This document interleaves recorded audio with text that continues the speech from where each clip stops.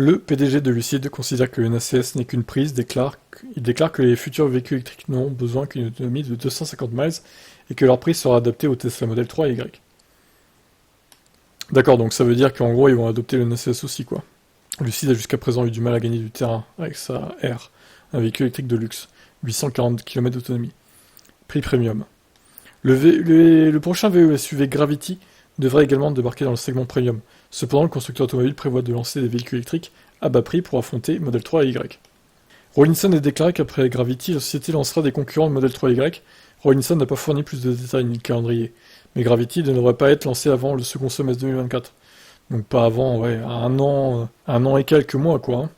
Malgré l'absence de calendrier définitif, Rawlinson a déclaré que le prix était d'environ 50 000 $, ou peut-être 48 000, quelque chose comme ça. Pour atteindre ce prix bas, et même plus bas, Lucid devra travailler à améliorer encore l'efficacité de ses moteurs électriques, bien qu'il se soit construit autour de l'affirmation d'avoir le véhicule électrique à plus longue autonomie sur le marché. Rawlinson a déclaré que les futurs véreux, le lapsus, les futurs véreux n'auront besoin que de 402 km d'autonomie. Le plus grand impact sur la voiture du marché de masse sera avec des batteries plus petites.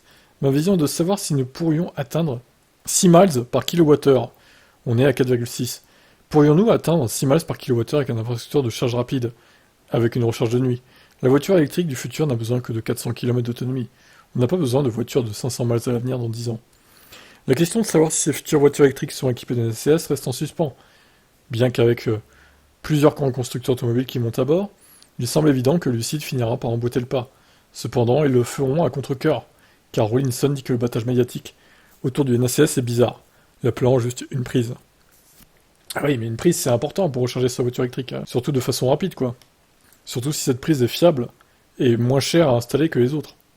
Ce que nous comparons vraiment, c'est que est-ce un bouchon à vis ou est-ce un bouchon de liège sur la bouteille? Pas la qualité du vin, c'est plutôt bizarre. Oh là là, mais comment il élude la question? Et ça, c'est pas bizarre d'éluder à ce point-là la question, Peter. Rawlinson est également préoccupé par l'accent mis sur les chargeurs rapides. Il suggère que le financement gouvernemental pour l'infrastructure de recharge devrait donner la priorité aux options de recharge les plus lentes pour une utilisation de nuit.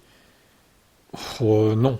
Non, bah de nuit, tu recharges chez toi en fait. Quand tu dors, il n'y a pas besoin de charge rapide. Il souligne que les avantages environnementaux d'une telle approche. Pourquoi avez-vous un véhicule électrique? En partie parce que c'est mieux, mais en partie parce que vous vous souciez de l'environnement. La meilleure chose pour l'environnement est que les centrales électriques fonctionnent de manière plus régulière sur un cycle de 24 heures. Le pire pour l'environnement, c'est de changer la journée. Quand les usines tournent, tout le monde cuisine. Et oui, c'est vrai, tout le monde cuisine à 16 heures de l'après-midi. Ou même, je sais pas, à 10 heures du mat, si on veut faire un trajet, qu'on part de nuit et qu'on veut se recharger, je sais pas, à mi-parcours, on se recharge à 10 heures du matin. Personne cuisine à cette heure-là. 10 heures du mat. Ouais, là, j'aime pas trop son interview, lui, franchement. On dirait qu'il est un peu à contre-courant, là, de toutes les opinions de tout le monde. Pas sûr que ce soit un bon plan de faire ça, hein. Bizarre, ce Peter Rawlinson. Bon, bah, Lucid, on verra ce que ça donne, hein. Pour l'instant, c'est pas la folie, mais bon, ce n'est que le début, laissons-leur un peu de temps. Je vous laisse commenter.